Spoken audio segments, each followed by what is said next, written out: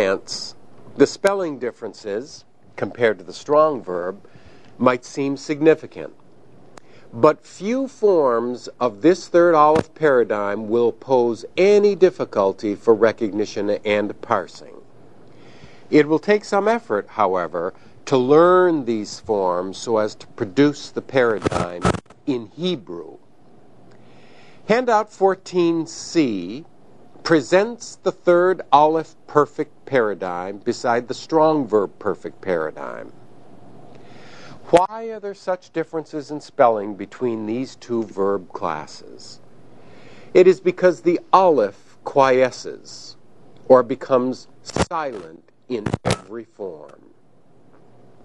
This occasions three major spelling changes. First, the stem vowel, that is the vowel under the second root consonant, has changed from pathak to comets in all but two forms in the paradigm. It does not change in the third feminine singular and in the third common plural. Note the comets, highlighted in red, in every form except the third feminine singular and third common plural. Secondly, because the aleph has quiesced, the expected schwa under the third consonant of the verbal root of selected forms is no longer necessary. For example, look at the second masculine singular form, matzatha. There is no schwa under the aleph, as one observes in the strong verb inflection. See this again, for example, in the first common singular, second masculine plural, second feminine plural, and in the first common plural. Our third observation. You will notice that the Dagesh Lene, normally in the initial consonant of the five suffirmatives beginning with a tau, is absent. For example, the first common singular suffirmative T has become thi, losing the Dagesh Lene.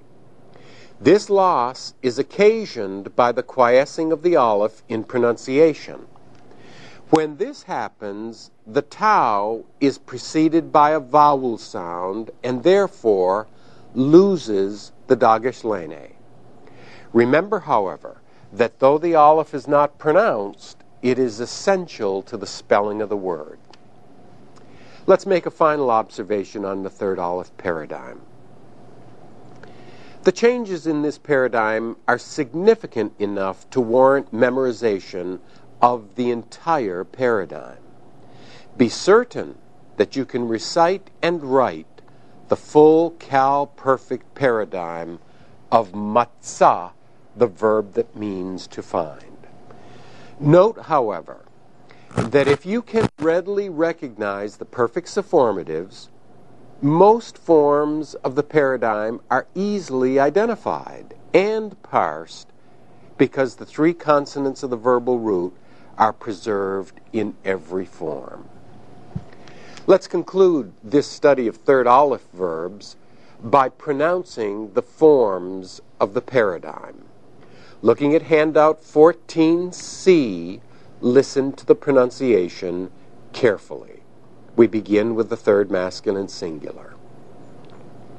Matzah, matzah, matzatha, matzath,